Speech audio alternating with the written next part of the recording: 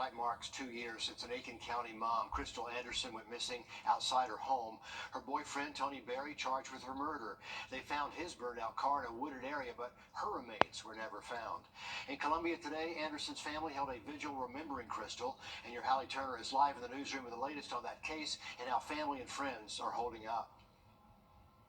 Investigators tell me they're still working every lead in this case, and they aren't giving up until they find Crystal's body.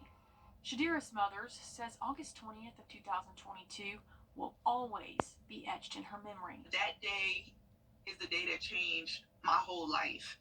So I could never forget that exact date. It's the last time anyone ever heard from her sister Crystal. She disappeared without a trace, leaving 4 children behind.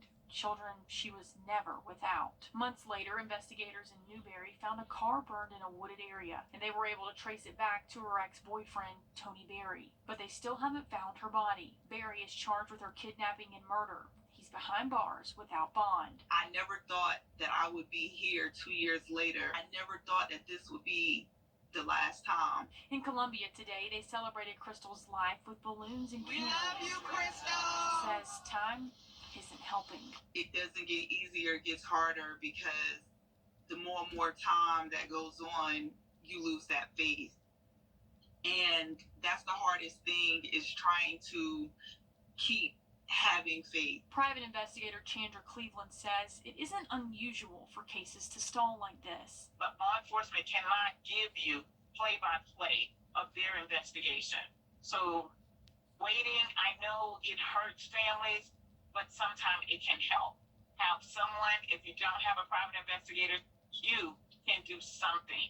And that is listen and put your word out in your community. She says the best advice is to let law enforcement do their job, even with the suspect behind bars. The case is not over. Family, you want to try and solve the crime on your own, but please don't.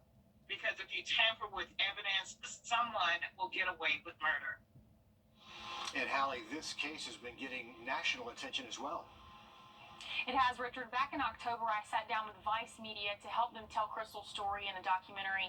It's streaming on Tubi, but investigators tell me they're still working this case 2 years later. And we hope for the best for an outcome there so that family can get some closure. Hallie Turner live in our newsroom tonight. New at 11, a man accused of a cold case murder of a UGA student is formally charged in that case. Police arrested Edric Faust last May for the killing of Tara Baker 23 years ago.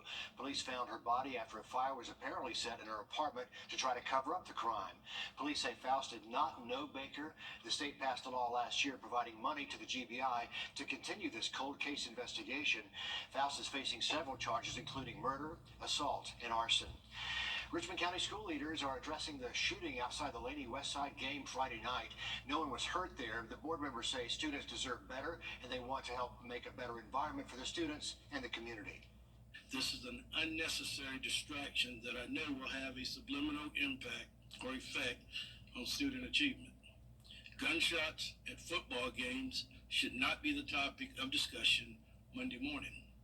Board members also addressed the new policy banning cell phones in the district. There is a petition calling for the district to rework that total ban on cell phones, smartwatches, and headphones. Leaders say they're taking that into consideration. And I will continue to take that information into consideration. However, I can assure you that our administrators and more importantly our teachers appreciate the limited distractions in the classroom due to the new policy. And I truly believe it's the right thing to do to build a stronger school culture and a positive climate for our students.